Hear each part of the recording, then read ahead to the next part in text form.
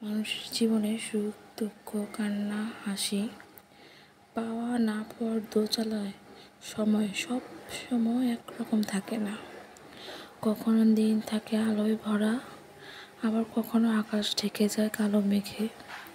ঠিক তখনই চেনা যায় প্রকৃত মানুষটিকে, যে কঠিন সময় এগিয়ে আসে, পাশে দাঁড়ায়, এমন কি জড়িয়েও ধরে, কাঁধে কাঁধ মিলিয়ে হাঁটে। এমন একজন মানুষের ভালোবাসা, সহানুভূতি ও উপস্থিত কোনো অর্থমূল্যই পরিশোধ করা যায় না। তার ঋণ শোধ করতে নেই, বরং সেটি বয়ে বেড়াতে হয় আজীবন কৃতজ্ঞ আর সম্মানের সাথে। হে এভরিওয়ান, সবাই কেমন আছেন? আশা করি ভালো আছেন। আজকে মন চাইলো যে একটা মনের কথা শেয়ার করি আপনাদের সাথে। সবাই একটু শুনবেন আমার মনের কথাটা। কঠিন সময়ে প্রকৃত সম্পর্কের পরীক্ষা হয় বন্ধু, আত্মীয় কিংবা প্রিয়জন। সবাই ভালো সময় হাততালি দেয়, পাশে দাঁড়ায়, কিন্তু যখন জীবন ভেঙে পড়ে যায়, মন ভেঙে কান্না আসে, তখন যে মানুষটি নির্দ্বিধায় এসে জড়িয়ে ধরে তাকে চেনা যায়।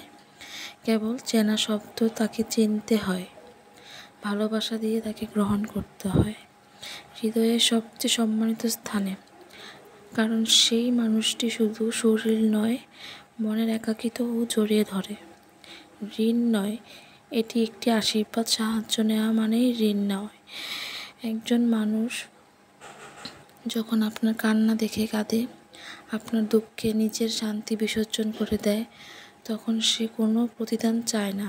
সে চায় শুধু আপনি একবার দাঁড়ান, আপনি আবার হাঁটেন। এই ভালোবাসা কখনো টাকার উপহার বা কৃতজ্ঞতার কথা শোধ হয় না। এর প্রতিদান একটাই, তার প্রতি আজীবন সম্মান ও নির্ভরতা জায়গা ধরে রাখা। মানবিকতা কখনো মানুষ হিসেব করে না। যে মানুষটি আপনার খারাপ সময়ে দূরে না গিয়ে আপনাকে জড়িয়ে ধরে, তার হৃদয়টি হয় অসাধারণভাবে মানবিক। এই ধরনের হৃদয় কোনো দিন বিনিময় চায় না। তাই যদি কেউ জীবনের এমন কোনো সময় আপনাকে জড়িয়ে ধরে, তাহলে তার কাছে নিজেকে ঋণী ভাববেন না, বরং গর্ব করবেন যে আপনি এমন একজন মানুষের বিশ্বাসের জায়গা পেয়েছেন।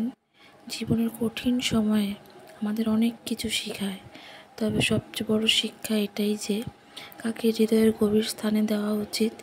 যে দুঃখ সময় জড়িয়ে ধরে, তার প্রতি ভালোবাসা, কৃতজ্ঞতা ও শ্রদ্ধার বন্ধন তৈরি হয়, যা কোনো দিন ভাঙা উচিত নয়। কারণ এই ঋণ কোনো কাগজে লেখা নয়, লেখা থাকে হৃদয়ের পাতায়। আর হৃদয়ের ঋণ কখনো শোধ করা যায় না, শুধু সযত্নে ধরে রাখতে হয়। আমার মনে হয় প্রতিটি মানুষের জীবনেই এমন কেউ না কেউ আছে। সবাই ভালো থাকবেন। আমার ভিডিওটি যদি আপনাদের ভালো লেগে থাকে, ফ্যামিলি এবং বন্ধুবান্ধবের সাথে শেয়ার করবেন। আর যদি নতুন হয়ে থাকেন, সাবস্ক্রাইব করবেন।